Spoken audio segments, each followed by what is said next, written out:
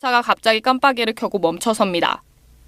도색이 벗겨지는 정도의 가벼운 사고였지만 이번엔 척추 통증, 500만 원을 청구했습니다.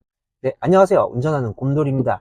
오늘은 가벼운 접촉사고임에도 불구하고 과도한 합의금을 목적으로 입원하거나 병원 치료를 과하게 받으면서 이제 합의금을 높여서 이제 가려고 하는 그런 케이스들을 어떻게 하면은 참교육할 수 있을지 제가 일전에 마디모 프로그램에 대해서 한번 설명을 드린 적이 있어요. 그리고 요즘 최근에는 많은 분들이 마디모 프로그램이라는 것에 대한 인지를 많이 하고 계시더라고요. 자, 그러면 이건 어떨 때 써먹는 걸까요? 맞습니다, 회장님. 네, 편안하게 주무십시오. 다쳤죠. 네, 동석이 형님 다쳤습니다. 근데 솔직히 이 정도면 병원은 갈 법하긴 해요. 근데 우리 동석이 형님은 길이 너무 미끄러워서요. 괜찮은 것 같은데 그냥 가십시오. 쿨하죠. 이런 분들만 있으면 보험료가 막 올라갈 그럴 일이 별로 없어. 근데 지금 현실은 이렇단 말이에요.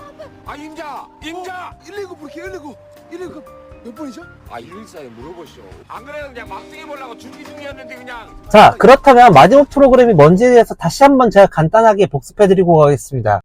마지모 프로그램이라는 거는요, 차량이 이제 블랙박스 영상이 있으면 제일 좋고, 없어도 가능합니다.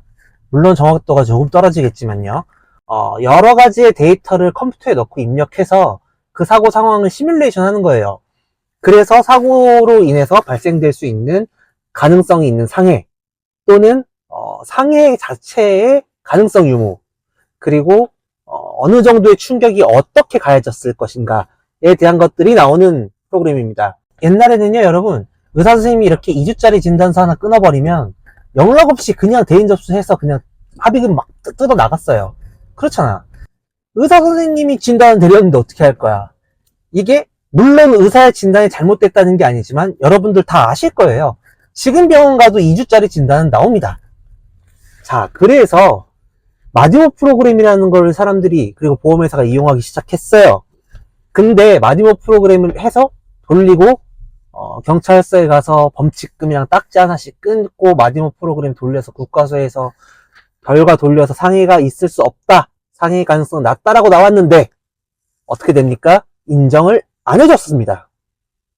왜냐면 기본적으로 마디모 프로그램이라는 거를 그때 당시에 활용했던 거는 형사사건에서 사람을 다치게 하니까, 즉 형법 제268조에 죄를 범했느냐 안 범했느냐를 찾을 때 이용했던 도구다라고 판단을 했기 때문이에요. 그런데 최근 들어서 이 판례 트렌드가 많이 바뀝니다. 지금 보시다시피 경찰서에서 국과수로 감정 의뢰를 했어요. 국과수에서는 마디모 프로그램을 돌려서 교통사고에 대한 분석, 그리고 상해 가능성에 대한 검증을 돌립니다. 그리고 실제로 범퍼의 마찰은이라든지 아니면 충격에 의한 파손 이런 게 안 보이는데 이걸로 인한 상해가 있을 가능성이 현저히 낮다라는 의견을 내요. 그거는 공식적인 문서로 나옵니다. 아까 보셨던 것처럼요. 그러다 보니 법원에서 이거를 이렇게 봅니다. 병원 가서 치료받고 했던 거는 인정해. 그러나 너 그거 이 사고랑 관련이 있어 보이지는 않아. 왜? 요러한 사유 때문에.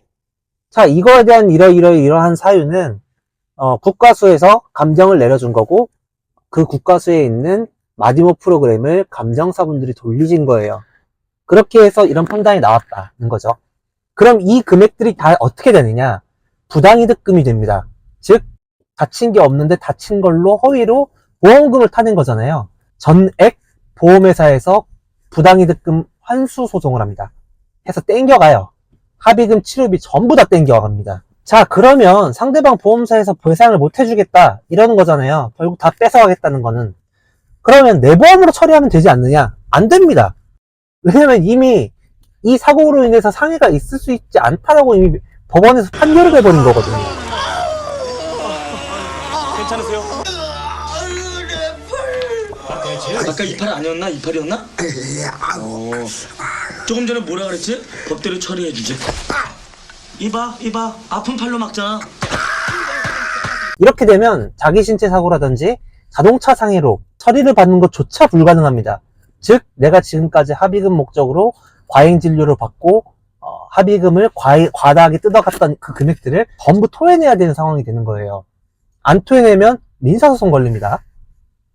자, 오늘은 이렇게 해서 마디모 프로그램이 최근 들어서 바뀌고 있는 판례, 추세, 트렌드가 조금씩 바뀌고 있는 것들, 그리고 이 마디모 프로그램을 적극적으로 활용해서 우리의 보험료도 지키고, 그리고 과다한 보험 사기라든지 이런 보험 범죄를 방지하자라는 취지로 영상을 올립니다. 다음 시간에 뵙겠습니다. 안녕!